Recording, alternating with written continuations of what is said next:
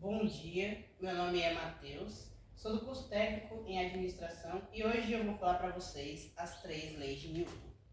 A primeira lei de Newton é chamada lei da inércia, que diz que se um corpo tiver velocidade de zero, ele manterá essa velocidade.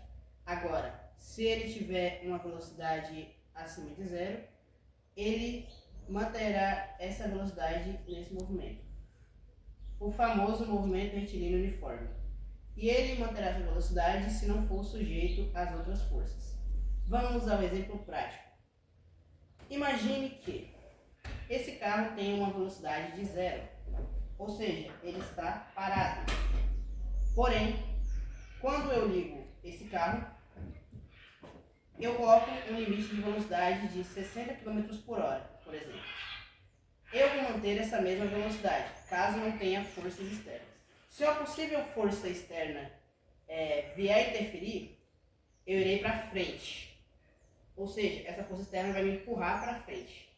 Mas caso não interferir, eu manterei essa velocidade e eu ficarei aqui atrás.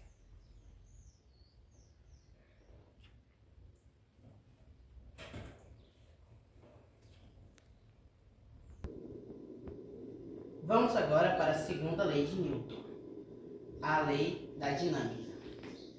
Imagine que a gente tenha uma laranja e essa laranja ela é colocada numa caixa e ela é sujeita a uma força. Essa força que eu apliquei é chamada de força resultante vezes a massa vezes a aceleração.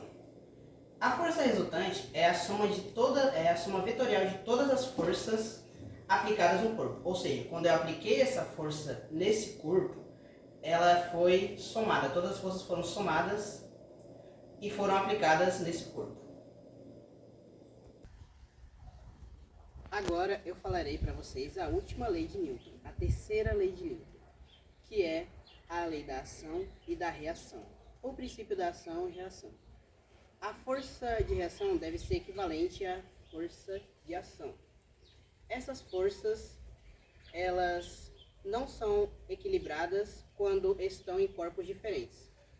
Elas vão manter a mesma velocidade de direção e o mesmo sentido, porém em direções opostas. O exemplo prático disso é quando eu aplicar a força aqui. Eu vou aplicar a minha força na bola. Minha força vai ser a força de ação, vai ser a força da minha perna.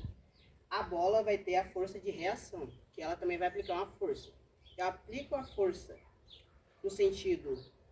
nesse sentido, e ela vai aplicar a força no sentido oposto. Vejamos o exemplo prático.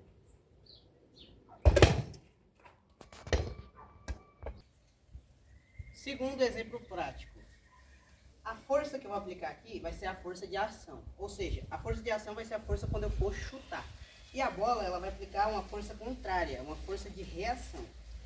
Nós dois vamos aplicar essa mesma força, só que em sentidos opostos. Eu aplicando a força de ação com a minha perna e a bola aplicando a força de reação dela. Vejamos o segundo exemplo prático.